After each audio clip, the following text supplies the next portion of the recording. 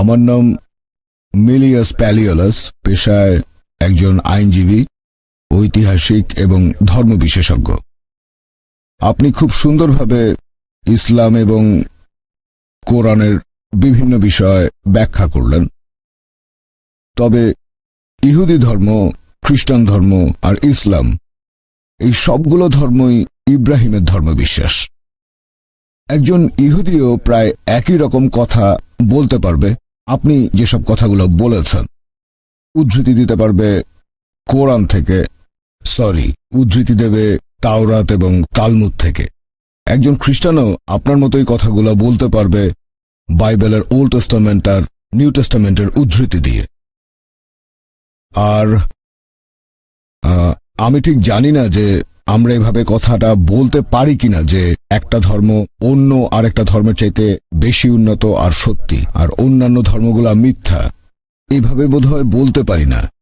এটার ফলাফল কি হতে পারে? এসব কারণেই একসময় ক্রুসেড হয়েছিল। ইতিহাস বলছে। আপনি সুবিচার আর শান্তির কথা বললেন। পবিত্র বাইবেলেও এই সুবিচার আর শান্তির কথায় অনেক বেশি বলা হয়েছে, অনেক বেশিবার বলা হয়েছে, পবিত্র আত্মার চাইতে অনেক বেশি। আর খ্রিস্টান ধর্মের অনুসারীরাও অনেক শান্তিপ্রিয়। 313 খ্রিস্টাব্দে রোমান সম্রাট তাদের সমর্থন করেন। এখন আপনার কথাগুলোর সাথে ইহুদি বা খ্রিস্টান ধর্মের কথার পার্থক্যটা কি, আর তার ফলাফল কি হতে পারে? ভাই, খুব সুন্দর প্রশ্ন করেছেন। আমি আপনার সঙ্গে একমত। যদি ইহুদিদের ধর্মগ্রন্থ পড়ে দেখেন, খ্রিস্টান ধর্মগ্রন্থ, সেখানেও দেখবেন শান্তির কথা আছে। আমি আমার কোনো লেকচারে এরকম কথা কখনোই বলিনি যে অমুক ধর্মটা শান্তির বিরুদ্ধে অথবা অমুক ধর্মটা সন্ত্রাসবাদকে সমর্থন করে। আমি বলেছি সবগুলো ধর্মই সন্ত্রাসবাদের বিরুদ্ধে। আমি আমার লেকচারে আরেকটা কথাও বলেছিলাম যে কোরআনের একটা আয়াত, সূরা মাইদা অধ্যায় 5 আয়াত 32, এই আয়াতটা খুব জোরালোভাবে বলছে। আমি অন্য কোনো ধর্মগ্রন্থে এরকম কোনো কথা দেখিনি, কারণ আমি কম্পারেটিভ রিলিজনের ছাত্র। আয়াতটা বলছে যদি আপনি একজন নিরীহ মানুষকে হত্যা করেন তাহলে আপনি যেন পুরো মানুষ জাতিকে হত্যা করলেন, আর যদি একজন নিরীহ মানুষের জীবন বাঁচান তাহলে যেন পুরো মানুষ জাতিকে বাঁচালেন। এটা মাত্র একটা আয়াত। তবে সাধারণভাবে আমি একমত যে বেশিরভাগ ধর্ম, প্রায় সবগুলোই শান্তির বাণী প্রচার করে।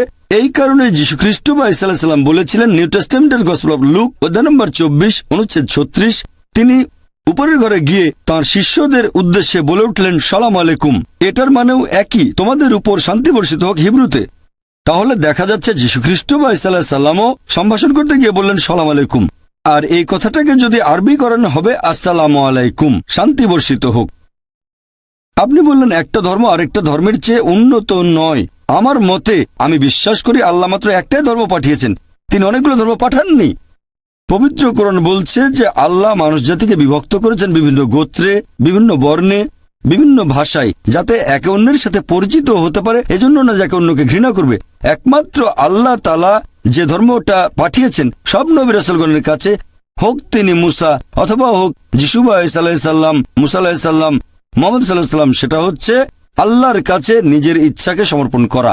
আর আমি বিশ্বাস করি যে নবী রাসূলগণ সবাই, যেমন ধরেন আদম, নূহ, মুসা, যিশু, মুহাম্মদ, তারা সবাই শান্তিতে থাকুন। তারা সবাই একটা ধর্মই প্রচার করেছেন, এক আল্লাহকে বিশ্বাস করা আর তার ইবাদত করা, আল্লাহ তাআলার কাছে নিজের ইচ্ছাকে সম্পূর্ণভাবে সমর্পণ করা। আশা করি উত্তরটা পেয়েছেন।